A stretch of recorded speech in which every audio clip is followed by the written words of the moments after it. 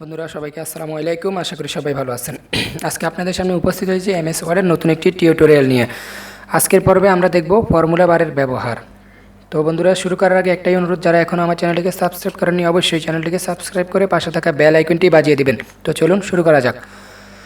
তো বন্ধুরা এমএস ওয়ার্ডে আমি আজকে ফর্মুলা বারের জন্য একটা লিখে রাখছি। তো ফর্মুলা বারের সাহায্যে আমরা মূলত সাম, এভারেজ, কাউন্ট, ম্যাক্স, মিন এগুলো বের করতে পারি। তো সাম হচ্ছে সবগুলো সংখ্যার যোগফল, এভারেজ হচ্ছে সবগুলোর গড়, কাউন্ট হচ্ছে কয়টা সেল আছে ওইটা কাউন্ট করা, ম্যাক্স হচ্ছে ওই সেলগুলোর মধ্যে সর্বোচ্চ সংখ্যা বের করা, মিনিমাম হচ্ছে ওই সেলগুলোর মধ্যে সর্বনিম্ন সংখ্যাটা বের করা। তো বন্ধুরা দেখুন, আপনি যদি এই একটা লেখাকে আপনার প্রত্যেকটা সেলের প্রয়োজন পড়ে, তাহলে অনেকজনে কী করে এখানে প্রত্যেকটাকে বারবার লিখে। তো আপনি যদি একবার লিখে পেলেন তাহলে এটা আর বারবার লেখার প্রয়োজন নেই। যদি এইগুলাই আপনার সেম এদিকে প্রয়োজন পড়ে, সেক্ষেত্রে আপনি কী করতে পারেন, আপনি পুরো লেখাটাকে সিলেক্ট করুন। আপনি যে সেলগুলা সিলেক্ট করুন, সিলেক্ট করার পরে আপনি এই সেলগুলো যেহেতু আপনার এইদিকে প্রয়োজন, তো আমি সেই জন্য সবগুলোকে সিলেক্ট করে ফেলছি, সিলেক্ট করে কপি করলাম, শেষ। এটা এখন আমার সিলেক্ট করা আছে। তো আমার এই দিকে সবগুলোতে সেম লেখাটা প্রয়োজন, তো আমি আগে সেলগুলোকে সিলেক্ট করে ফেলি। সিলেক্ট করে আমার যেহেতু এটা কপি করা আছে, আমি জাস্ট একবার পেস্ট দিয়ে দিলাম। দেখুন সবগুলো কী সুন্দর হয়ে চলে আসছে। তো সবগুলো আবার আমরা যদি সেন্টারেও নিতে চাই তাও কোনো সমস্যা নেই। পুরোটাকে সিলেক্ট করে লেখাগুলো সিলেক্ট করতে হবে, টেবল না, লেখাগুলোতে টান দিয়ে সিলেক্ট করে সেন্টারে দিয়ে দেবো। দেখুন সবগুলো সেন্টারে চলে আসছে। তো দেখুন নিচে আমি লিখে রাখছি যে আমি কোন খালি করে, এই যে উপরের খালি ঘরটাতে আমি কি বের করব সেটা আমি নিচে লিখে রাখছি। তো চলুন আমরা একটা একটা করে বের করা শুরু করি।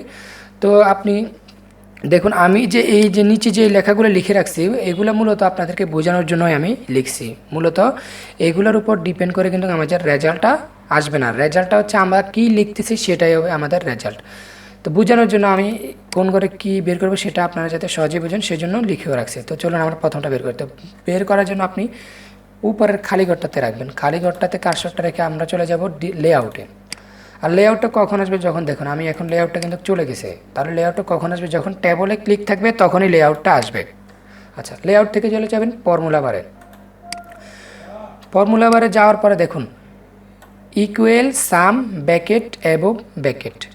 দেখুন এই যে একটা কথা খেয়াল রাখবেন, ইকুয়াল আর এই যে ব্র্যাকেট, অ্যাবোভ, ব্র্যাকেট, এই কথাটা ইকুয়াল আর ব্র্যাকেট এবং ব্র্যাকেট এগুলো হচ্ছে কমন, মানে আপনি যাই বের করেন এই লেখাটা সব সময়ের জন্য আপনার লাগবে। তাহলে চেঞ্জ কোনটা হবে, শুধুমাত্র ইকুয়ালের পরে চেঞ্জ হবে। কি চেঞ্জ হবে, যেটা আপনি বের করতে চান শুধুমাত্র সেটা লিখবেন। তো দেখুন আমি এখন সাম বের করবো, আর সাম আমি যেহেতু এখানে লিখে রাখছি, তাহলে আমার এখন সাম বের করবো, আর আমার এখানে কিছু করার পরিবর্তন করার প্রয়োজন নেই, কারণ ডিফল্ট অবস্থায় এখানে সাম লেখাটা চলে আসে। তাহলে আমি এখন ওকে দিলেই সাম বের হয়ে গেছে, এই সবগুলোর যোগফল বের হয়ে গেছে এখানে। এরপরে হচ্ছে অ্যাভারেজ। এখন ফলো করুন, তাহলে ডিফল্ট অবস্থায় এখানে সাম আছে, তো আমি তো সাম এখন বের করবো না, তাহলে কী করবো, আমি শুধুমাত্র সামটা বাদ দিয়ে দেবো। সামটা বাদ দিয়ে আমি এখন বের করবো কি, যে আমি খালি ঘরে লিখেও রাখছি অ্যাভারেজ বের করবো। তাহলে আমি এখান থেকে লিখে নিই কিবোর্ড থেকে ABERAGE, অ্যাভারেজ, শেষ। এরপর আমি ওকে দিয়ে দেবো, সবগুলোর অ্যাভারেজ চলে আসছে। এরপরে কাউন্ট, আমি কাউন্টের উপরের সেলটাতে কার্সর রাখলাম, ফর্মুলা শুধুমাত্র কী করবো, সামটা বাদ দিয়ে দেবো, সাম বাদ দিয়ে আমি লিখবো COUNT, কাউন্ট। ওকে, সেল কাউন্ট করছে, 7টা সেল আছে এখানে। এরপরে এই সেলগুলোর মধ্যে সর্বোচ্চ সংখ্যা কত বের করবো আমরা, ম্যাক্সিমাম। তো আশা করি আপনারা বুঝতে পারতেছেন, শুধুমাত্র কোনটা যেটা আমরা বের করবো সেটাই লিখতেছি, আর সব কিন্তু ঠিক থাকতেছে, ম্যাক্স। এরপরে আমরা বের করবো মিনিমাম, তাহলে আমরা সাম বাদ দিয়ে দেবো, এরপরে আমরা লিখবো মিন। ওকে, দেখুন কী সুন্দর, সবগুলোর মধ্যে এটা হচ্ছে কি, সবগুলোর মধ্যে সর্বনিম্ন সংখ্যা যেটা খুঁজে পাইছে সেটা বের করছে। এটা হচ্ছে সবগুলো সেলের মধ্যে সর্বোচ্চ সংখ্যাটাকে খুঁজে বের করছে।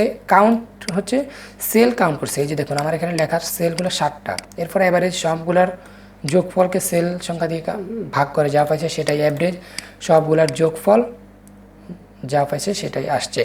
তো এটা আমরা সহজে এখানে কাজগুলো করতে পারবো। আমাদের অনেক ক্ষেত্রে কিন্তু আমরা টেবলের মধ্যে যোগ করার মতো প্রয়োজন পড়ে, তো এটা জানা থাকলে আমরা সহজেই কিন্তু কাজটা করে নিতে পারবো। তো আশা করি আপনাদেরকে আমি বোঝাতে পেরেছি। তো যদিও কেউ কোনো জায়গায় বুঝতে সমস্যা হয় অবশ্যই আমাকে কমেন্ট বক্সে কমেন্ট করে জানাবেন। সে পর্যন্ত সবাই ভালো থাকুন, সুস্থ থাকুন, আল্লাহ হাফেজ।